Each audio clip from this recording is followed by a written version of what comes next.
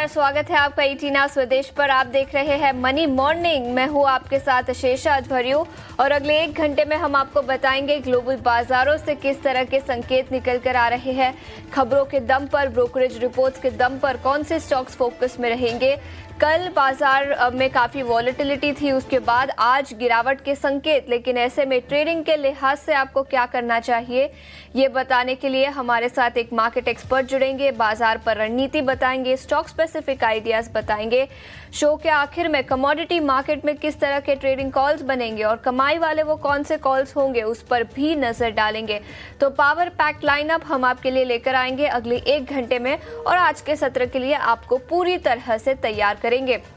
लेकिन सबसे पहले ग्लोबल बाजारों से किस तरह के संकेत निकल कर आ रहे हैं उस पर नजर डालते हैं। और गिफ्ट निफ्टी की बात करें तो 20 अंकों की गिरावट के साथ 24,970 के आसपास कारोबार करता हुआ। याद रखें, कल के सत्र में ग्लोबल बाजारों में तेजी दिखी। अमेरिकी बाजार सभी इंडिसेस कल हरे निशान में बंद होते हुए नजर आए और भारतीय बाजारों में भी कल अच्छी खासी तेजी दिखी थी। निफ्टी और बैंक निफ्टी दोनों हरे निशान में बंद होते हुए नजर आए थे। लेकिन आज सुबह जियोपॉलिटिकल फ्रंट पर कुछ और डेवलपमेंट्स निकल कर आई है। हालांकि कल शाम को ऐसी खबर थी कि जियोपॉलिटिकल टेंशन्स कम होते हुए नजर आएंगे, जिसके चलते अमेरिकी बाजारों में भी तेजी दिखी। लेकिन आज सुबह यूएस प्रेसिडेंट डोनाल्ड ट्रंप ने तेहरान से सभी को इवैक्यूएशन के नोटिस दिए हैं, जिसके चलते ग्लोबल बाजारों में कमजोरी दिखी। एशियाई बाजार भी लाल निशान में कारोबार करते हुए नजर आ रहे हैं। अमेरिकी फ्यूचर्स आज सुबह गिरावट के साथ कारोबार करते हुए। और गिफ्ट निफ्टी की बात करें तो 22 अंकों की गिरावट के साथ 24,970 के आसपास कारोबार करता हुआ। अमेरिकी बाजारों पर सबसे पहले नजर डाल लेते हैं। सभी इंडिसेस हरे निशान में बंद हुए। डाउ जोन्स में करीब 300 अंकों की तेजी दिखी तो नैस्डैक और S&P 500 भी 1 से 1.5% की तेजी के साथ बंद हुए। लेकिन इसके अलावा कौन से और ट्रिगर्स थे, ग्लोबल मार्केट से किस तरह का सेटअप निकल कर आ रहा है, पूरी डिटेल्स के साथ अब हमारे साथ अभिषेक जुड़ चुके हैं। Abhishek, good morning. Ashisha, good morning. देखिए, संकेत आज जो हैं वो थोड़े से ना न्यूट्रल साइड पर आप कह सकते हैं। बहुत पॉजिटिव नहीं कहेंगे, नेगेटिव भी नहीं कहेंगे, क्योंकि अगर अमेरिकी बाजारों की अगर आप क्लोजिंग देखेंगे तो डाउ में 300 अंकों से ज़्यादा की तेज़ी रही है। लेकिन अगर आप सुबह सुबह अभी अगर आप डाउ फ्यूचर देखेंगे तो करीब 150 अंकों के आसपास की गिरावट है। और ये गिरावट इस वजह से क्योंकि ईरान और इजराइल के बीच में जो संघर्ष चल रहा है 5 दिन से, उस पर पुख्ता तौर पर संघर्ष विराम या ये कहें कि सीज फायर होने की अभी संभावना दिख नहीं रही है। इस बीच डोनाल्ड ट्रंप, जो कि अमेरिका के राष्ट्रपति हैं, उन्होंने एक सोशल मीडिया पोस्ट किया है और कहा है कि लोगों को तुरंत तेहरान को खाली कर देना चाहिए। साथ ही उन्होंने ये भी कहा है कि साफ शब्दों में कहूं तो ईरान न्यूक्लियर हथियार नहीं रख सकता है। इस पोस्ट के पहले उन्होंने अब G7 की बैठक में शामिल होने के लिए वो कनाडा में हैं, तो उन्होंने ब्रिटेन के प्रधानमंत्री कीर स्टारमर के साथ एक बैठक की और कहा कि ईरान के साथ परमाणु समझौता अभी भी हो सकता है। तो देखते हैं कि आगे क्या कुछ होता है। काफी कुछ अनक्लियर है। इस बीच खबरें ये भी आई कि ईरान ने पहल की है और सऊदी अरब और कतर समेत कुछ देशों से कहा है कि वो डोनाल्ड ट्रंप पर इस बात के लिए दबाव बनाएं कि वो इजराइल के लिए इजराइल से कहें कि वो सीज फायर कर दें। तो ये तमाम चीजें चल रही है। हालांकि सूत्रों के हवाले से ये खबर निकल के आई है, तो काफी कुछ अनक्लियर है। कुछ अगर राहत भरे संकेत आते हैं तो हम देखते हैं कि थोड़े वहां से चीजें न्यूट्रलाइज होती हुई दिखती हैं। कच्चे तेल की अगर हम चाल की बात करें तो कल हमने देखा था कि $70 प्रति बैरल के नीचे के भाव आ गए थे, लेकिन फिर से उबाल आया। $75 के ऊपर निकले थे क्रूड के भाव और अभी हम देख रहे हैं कि $73.5 के आसपास हैं। कोई ज्यादा वहां से गिरावट आई नहीं है, बट ये जरूर है कि जो तेजी बनी थी शुक्रवार के सत्र में, हमने $77 के भाव देखे थे, वो भाव फिर से टेस्ट नहीं हुए। इसका मतलब ये है कि जो ऑयल इंफ्रा है उस पर शायद उतना असर नहीं पड़ा है। दूसरी चीज ये है कि स्ट्रेट ऑफ हॉर्मुज को लेकर ईरान ने कोई सख्त कदम उठाया नहीं है, तो ऑयल की जो सप्लाई है वो जारी है। थोड़ी बहुत चिंताएं हैं क्योंकि मिडिल ईस्ट में अगर संघर्ष चल रहा है तो वो सप्लाई को लेकर ओवरहैंग हमेशा रहेगा, लेकिन उसको लेकर बहुत ज्यादा कोई चिंता निकल के आई नहीं है। तो ओवरऑल संकेत हम ये कहेंगे कि थोड़े से आज के लिए न्यूट्रल साइड पर हैं। एशिया में अगर हम बाकी बाजारों की बात करें, आप देखिए निकेई में लगातार दूसरे सत्र में तेजी है, आज 250 अंकों पर कारोबार कर रहा है। कोरिया के बाजार में लगातार दूसरे सत्र में अच्छी तेजी है और कोरियाई मार्केट करीब 1.5% की मजबूती पर आपको कारोबार करते हुए दिखेंगे। अमेरिका में आज कुछ अहम ट्रिगर आने वाले हैं। आज वहां पर मई की रिटेल बिक्री के आंकड़े आएंगे और उस पर यूएस फेड की बहुत ही करीब से नजर रहने वाली है। आगे अपने दरों को लेकर आज से एफओएमसी की बैठक शुरू हो जाएगी और कल देर रात यूएस फेड का दरों को लेकर फैसला आएगा। हालांकि दरों में किसी बदलाव की संभावना ना के बराबर है। सीएमई फेड वॉच टूल के मुताबिक दरों में बदलाव नहीं होने की जो संभावना वो है 97% की। अन्य संकेतों की बात करें तो ईरान और इजराइल ही केंद्र में है। इस कॉन्फ्लिक्ट के मतलब थोड़ा सा ना हल्की सी पॉजिटिविटी बिल्ड हुई है। तो हमने देखा कि सोना ऊपरी स्तरों से करीब 1% नीचे आया। हालांकि अभी भी भाव है $3420 के आसपास, क्रूड $73.5 के आसपास का है। अगर आप डॉलर इंडेक्स को देखेंगे या फिर 10 ईयर की बॉन्ड यील्ड, उसमें कोई खास परिवर्तन नहीं है। डॉलर इंडेक्स अमेरिका में आप देखेंगे 98.22 पर है और यूएस के 10 ईयर की बॉन्ड यील्ड की बात करें तो 4.42% पर है। तो मतलब उसमें कोई चेंजेस है नहीं। अब G7 की बैठक चल रही है। G7 की बैठक में प्रधानमंत्री मोदी को भी इनवाइट भेजा गया था कनाडा के प्रधानमंत्री मार्क कार्नी की तरफ से। देखते हैं कि वहां पर क्या बातचीत होती है। इस बीच G7 की बैठक से ही फ्रांस के राष्ट्रपति इमैनुअल मैक्रों का बयान आया है कि अगर ईरान के सुप्रीम लीडर अयातुल्ला खामेनेई को कुछ होता है, अगर उनकी हत्या होती है तो ये दुर्भाग्यपूर्ण होगा। इस तरह के उन्होंने स्टेटमेंट दिए हैं। हालांकि बेंजामिन नेतन्याहू ने एक इंटरव्यू में ये कहा है कि खामेनेई की मौत के बाद ये पूरा का पूरा जो कॉन्फ्लिक्ट है, जो संघर्ष है, ये खत्म हो जाएगा।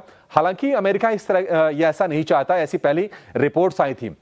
तो काफी कुछ चल रहा है, डेवलपिंग चीज है। 5 दिन युद्ध होते हुए दोनों देशों के बीच में हो गया है और इस बीच G7 की अहम बैठक और आज से एफओएमसी की मीट है। ट्रिगर्स ढेर सारे हैं। कुल मिलाजुला के आज के लिए जो संकेत थोड़े से न्यूट्रल साइड पर आप कह सकते हैं। हालांकि डाउ फ्यूचर कमजोरी के ही संकेत दे रहा है। वो लेटेस्ट रीडिंग है इसलिए ज्यादा उसको तवज्जो देंगे। और गिफ्ट निफ्टी की बात करें तो 30-32 अंकों की गिरावट पर आज खुलने के संकेत दे रहा है। कल का सत्र बाजार के लिए काफी अच्छा रहा था, लेकिन बाजार के लिए एक चिंता जरूर है और वो है एफआईज की लगातार बिकवाली। 4 सत्र की बिकवाली हम एफआईज की देख चुके हैं और ये निश्चित तौर पर एक चिंता की बात है। एफआईज की अगर हम लॉन्ग होल्डिंग की बात करें वो थोड़ी सी बड़ी है, 20% के आसपास की इंडेक्स फ्यूचर्स में लॉन्ग होल्डिंग है। तो ये चीजें हैं। ओवरऑल मिक्स्ड क्यूज कहेंगे आज हम भारतीय बाजार के लिए ग्लोबल फ्रंट से। ठीक है, तो मिक्स क्यूज ग्लोबल बाजारों से। लेकिन जैसे अभिषेक हमें बता रहे थे, चौथे दिन लगातार फॉरेन इंस्टीट्यूशनल इन्वेस्टर्स ने कैश मार्केट में कल शेयर्स बेचे हैं। इनफैक्ट अगर हम फिगर्स आपके लिए लेकर आए तो करीब 2600 करोड़ की बिकवाली कल के सत्र में दिखी। वही डीआईआईज ने कई दिनों से खरीदारी की है। आई थिंक 20वें दिन लगातार कल के सत्र में खरीदारी दिखी। 5800 करोड़ के शेयर्स उन्होंने कैश मार्केट में खरीदे। इसके अलावा इंडेक्स फ्यूचर्स और इंडेक्स ऑप्शंस की बात करें तो इंडेक्स फ्यूचर्स में 420 करोड़ की खरीदारी दिखी। इंडेक्स ऑप्शंस में करीब 6500 करोड़ की बिकवाली। स्टॉक फ्यूचर्स में 3500 करोड़ की खरीदारी और स्टॉक ऑप्शंस में करीब 1322 करोड़ की बिकवाली कल के सत्र में दिखी थी। तो ये एफएनओ के फिगर्स हमने आपके सामने रखे। लेकिन इसके अलावा 9 शेयर्स एफएनओ बैन में रहेंगे आज के सत्र में। CDSL, Aditya Birla fashion and retail, Chambal fertiliser, सभी स्टॉक्स 1 से 1.5% की तेजी के साथ कल बंद हुए थे, लेकिन आज एफएनओ बैन में रहेंगे। बिरला सॉफ्ट, इसके अलावा हुडको, इरेडा, तो कई सारे स्टॉक्स, 9 स्टॉक्स है जो एफएनओ बैन में रहेंगे। और इसके अलावा टीटागढ़ रेल, आरबीएल बैंक और मन्नपुरम फाइनेंस, तो ये कुछ स्टॉक्स, 9 स्टॉक्स जो आज के सत्र में एफएनओ बैन में रहेंगे। याद रखें कुछ ऑलरेडी थे, कुछ नए एडिशंस है और कुछ स्टॉक्स को निकाला भी गया है। तो ये पूरी लिस्ट आपके सामने। लेकिन जैसे मैंने बताया कल के सत्र में तेजी थी। 250 अंकों की तेजी के साथ निफ्टी 24,950 के आसपास बंद होता हुआ नजर आया था। बैंक निफ्टी में भी कल के सत्र में अच्छी खासी तेजी दिखी। हालांकि आज सुस्त ओपनिंग के संकेत निकल कर आ रहे हैं। 30 अंकों की गिरावट के साथ 24,960 के आसपास कारोबार करता हुआ। लेकिन ऐसे में ट्रेडिंग के लिहाज से आपको क्या करना चाहिए, कौन से लेवल्स पर आपको नजर रखनी चाहिए, ये बताने के लिए अब हमारे साथ एंजल वन के राजेश राजेश भोसले जुड़ चुके हैं। राजेश जी गुड मॉर्निंग और शुक्रिया समय निकालकर ईटी नाउ स्वदेश पर जुड़ने के लिए। बताएं इंडेक्स लेवल पर आपकी क्या रणनीति होगी? जियोपॉलिटिकल टेंशंस में ज्यादा कुछ नेगेटिव नहीं है, लेकिन अब सब सेटल होता हुआ भी नहीं नजर आ रहा, तो इंडेक्स लेवल पर आपकी क्या राय होगी? जी नमस्कार, गुड मॉर्निंग। देखिए लास्ट वीक एक गैप डाउन हुआ था फ्राइडे को एंड उसके बाद 20 डे एक्सपोनेंशियल मूविंग एवरेज को ब्रीच किया था। कल उस स्तर को वापस से रिक्लेम किया था, तो एक शॉर्ट टर्म मोमेंटम है तो वापस लौटा है, तो बायस पॉजिटिव रखेंगे।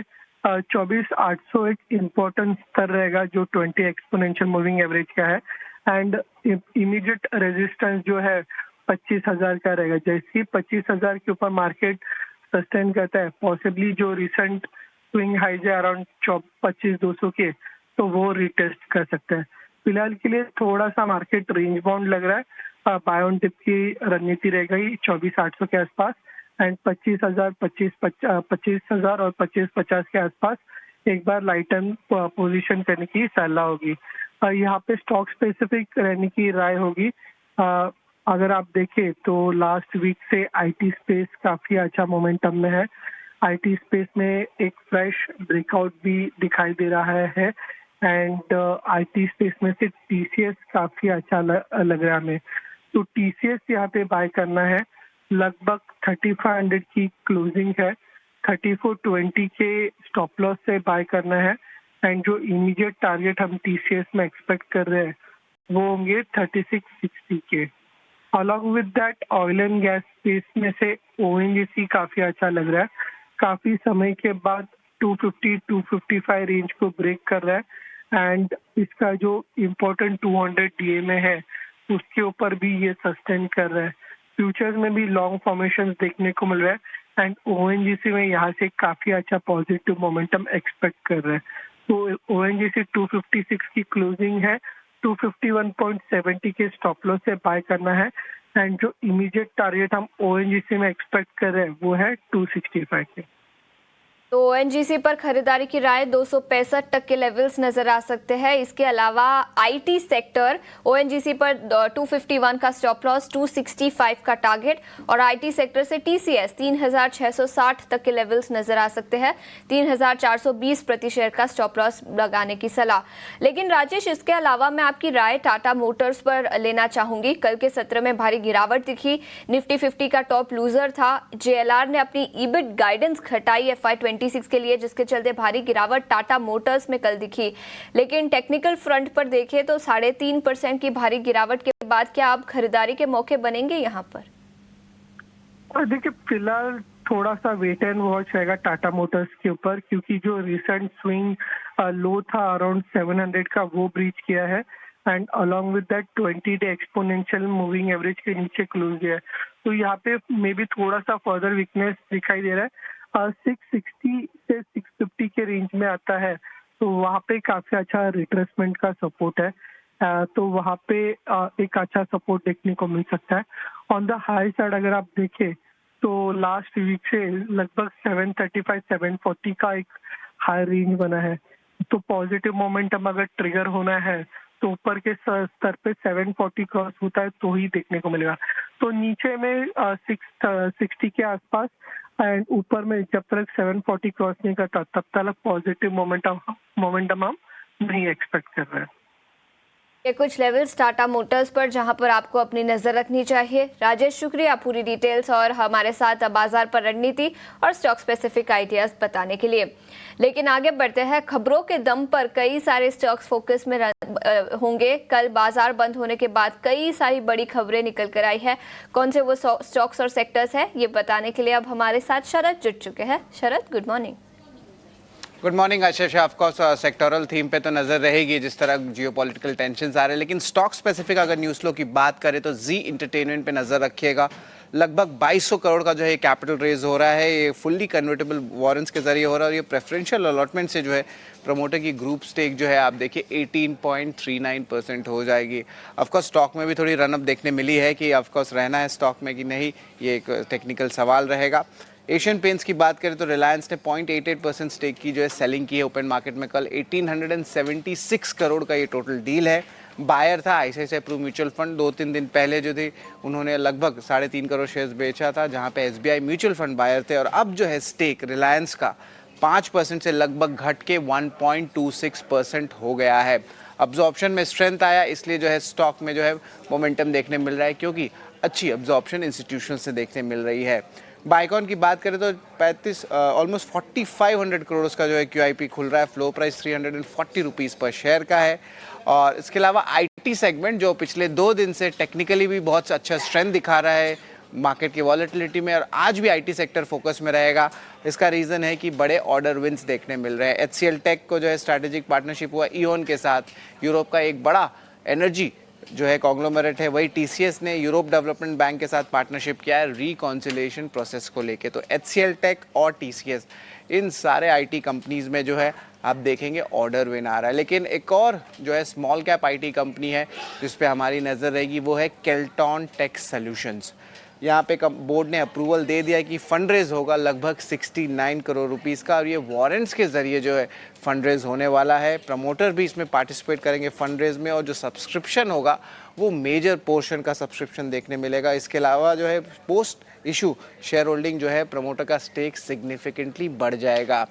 एक तो ऑफकोर्स फंड रेज की बात होगी, लेकिन बोर्ड ने एक स्टॉक स्प्लिट का भी जो है अप्रूवल दे दिया है। रेशियो है 1:5 का, यानी कि अगर आप 1 शेयर होल्ड करते हैं तो आपको 5 शेयर मिलने वाले बोनस इशू के जरिए। तो फंड रेज आ रहा है, बोनस इशू हो रहा है, और रिटेल पार्टिसिपेशन इसमें भी बढ़ने मिलेगा। तो ऑफकोर्स एक कंपनी में जो है ज़रूर फोकस रखेगा केल्टॉन टेक सॉल्यूशंस। और आखिर में एनटीपीसी पे नज़र रहेगी। जून 21 को जो है बोर्ड मीट होने वाली है फंड रेज को लेके। तो इन सारे स्टॉक्स पे हमारी नज़र रहेगी, यहाँ पे आपको आज एक्शन दिखेगा। बिल्कुल, तो एनटीपीसी, इसके अलावा आईटी सेक्टर के कई स्टॉक्स और कई सारी बड़ी खबरें निकल कर आई है क्यूआईपी को लेकर भी। तो सभी स्टॉक्स आज खबरों के दम पर फोकस में रहेंगे। शरद, शुक्रिया पूरी डिटेल्स के साथ हमारे साथ जुड़ने के लिए। एक छोटे